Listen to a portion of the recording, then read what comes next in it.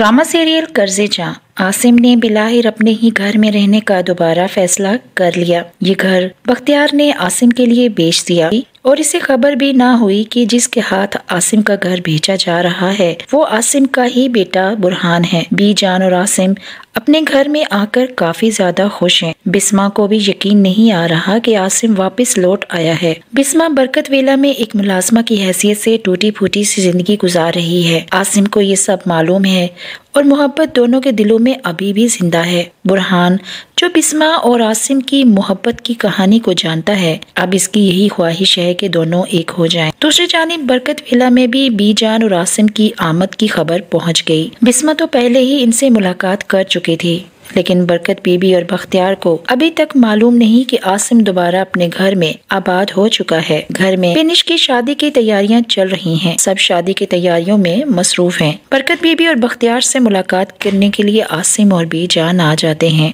अगली किस्त में दिखाया जाएगा कि बीजान और आसिम बुरहान के साथ बरकत वेला में मौजूद हैं। बरकत बीबी इन्हें देखकर काफी हैरान हो जाती है, बल्कि बीजान और आसिम के इस तरह आने से ना सिर्फ हैरान है बल्कि परेशान भी है। बख्तियार भी वहाँ आ जाता है, वो भी इन सब को देखकर चौंक जाता है। बुरहान भी काफी ज्यादा खुश है निशवा और बिस्मा को देखकर, क्योंकि इसे मालूम है कि बिस्मा और आसिम माजी में एक दूसरे से मोहब्बत करते थे। शायद अभी भी ये मोहब्बत जिंदा है, जबकि निशवा को अभी तक आसिम और बिस्मा की मोहब्बत की कहानी मालूम नहीं है। दूसरी जानिब बुरहान ने माहिन का केस ओपन करवा दिया है। निशवा भी अम्मार को कह देती है कि बुरहान जो हमारा कज़न भी है और एक काबिल वकील भी है, वो अब माहिन का केस ओपन करवा रहा है। बुरहान कभी भी किसी केस को अधूरा नहीं छोड़ता।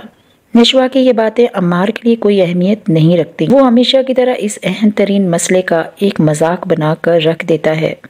पेनिश की शादी की तकरीबात का आगाज हो चुका है और मेहमानों का सिलसिला भी शुरू हो चुका है। बुरहान और आसिम भी इस शादी में शरीक हैं। निशवा अब ज्यादा खुश नजर आती है, क्योंकि आसिम और बुरहान और बीजान इसे बहुत ज्यादा अहमियत देते हैं। जहां शादी की तकरीब में इनकी एक कज़न भी बैरून मुल्क से आती है, जो कि अम्मार की मंगेतर भी है। ये कज़न निहायत ही मजहबी और खूबसूरत भी है। सबसे अहम बात यह है कि बुरहान को वो पहले से ही जानती है।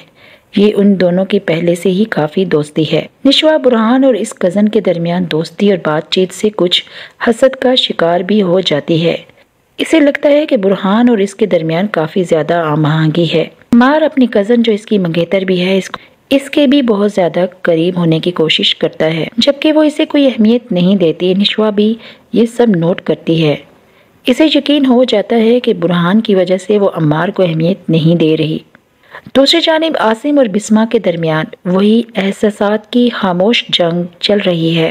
बुरहान आसिम को अब ये कह देता है कि अब तो इन्हें बिस्मा के लिए किसी से नहीं डरना चाहिए। दोनों अपनी एक अच्छी जिंदगी का आगाज कर सकते हैं। बिस्मा बुरहान और निशवा के दरमियान ताल्लुक को समझने लगी है। इसे अब लगता है कि आसिम के बारे में अब इसे बिल्कुल भी नहीं सोचना चाहिए, क्योंकि निशवा इसके बेटे बुरहान को चाहती है।